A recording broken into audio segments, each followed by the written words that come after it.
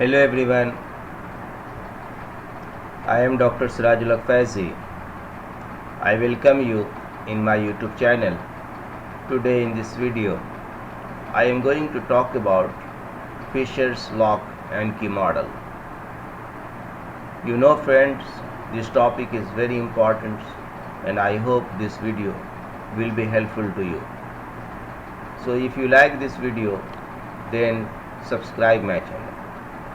So friend, let us to start our topic today, Fisher's lock and key model, also known as template model, proposed by Emil Fisher in 1898. The union between the substrates and the enzyme takes place at the active site, more or less in a manner in which a key fits a lock and results in the formation of an enzyme substrate complex. You can see here enzyme substrates and enzyme substrate complex. Now, Fisher's lock and key models explain the enzyme substrates union depends on a reciprocal fit between the molecular structure of the enzyme and the substrate, and as the two molecules, that of substrates and enzyme, are involved, and this hypothesis is also known as the concept of intermolecular fit. The enzyme substrates complex is highly unstable and almost immediately this complex decomposes to produce the end products of the reactions and to regenerate the free enzyme. The enzyme substrate union results in the release of energy.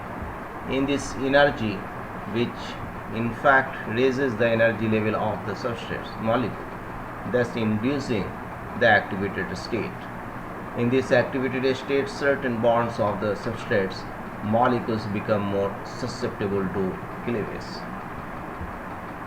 Friend, you can see the mechanisms.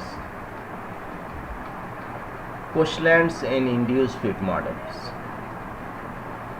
You know, unfortunate feature of Fisher's model is the rigidity of the active site. Quotients presume that the enzyme molecule does not retain its original shape and structure, but the contract of the substrates induces some configurational and or geometrical changes in the active site of the enzyme molecules. Consequently, the enzyme molecule is made to fit completely the configurations and active center of the substrates.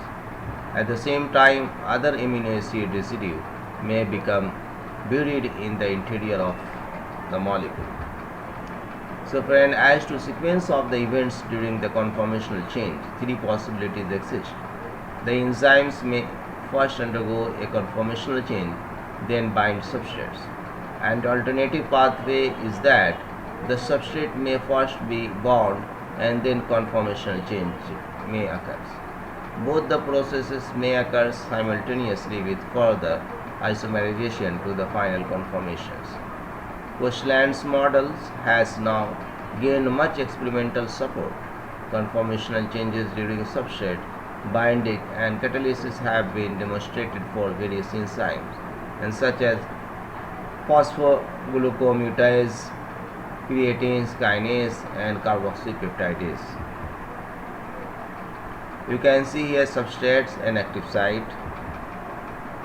So, activation energy. All the chemical reactions in a biological system have an energy barrier which prevent reactions from proceeding in an uncontrolled and spontaneous manner. The input of energy required to break this energy barrier or to start a reaction is called the activation energy. Enzymes lower the activation energy of reactions, and that is the required amount of energy needed for a reaction to occur.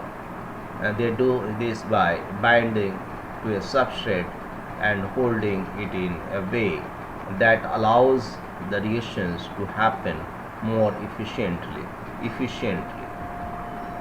You can see here the energy versus reaction progress.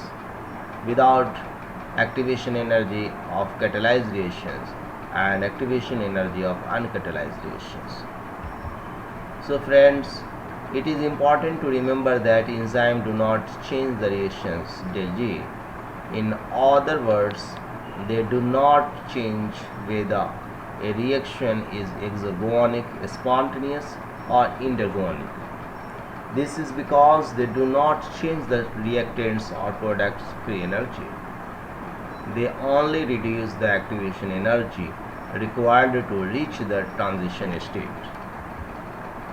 So friend, coenzymes, enzyme functional groups takes part in the acid-base reaction to form a transient bond with the substrate or take part in the charge interactions, and they are less stable for catalyzing redox reaction or transfer of a chemical group.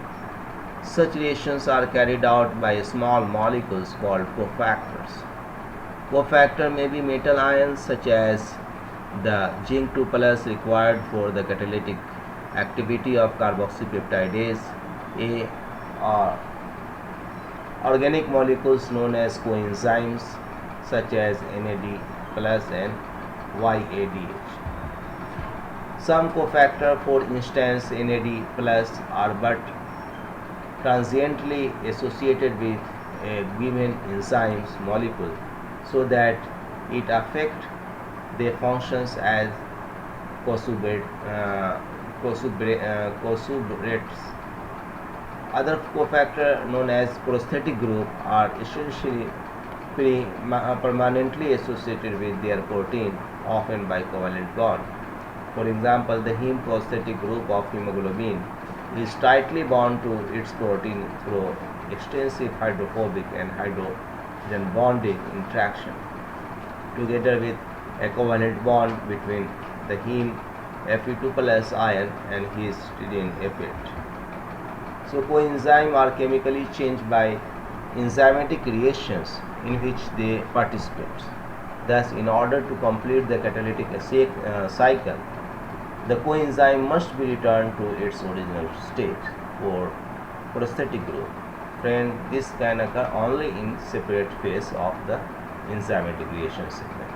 For transiently bound coenzymes such as NAD+, however, the regeneration reactions may be catalyzed by a different enzymes. So friends, the catalytic active site enzyme cofactor complex is called a holoenzyme. Greek holo means whole.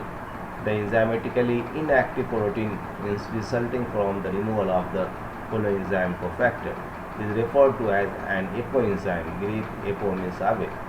So apoenzyme inactive, cofactor, holoenzyme active.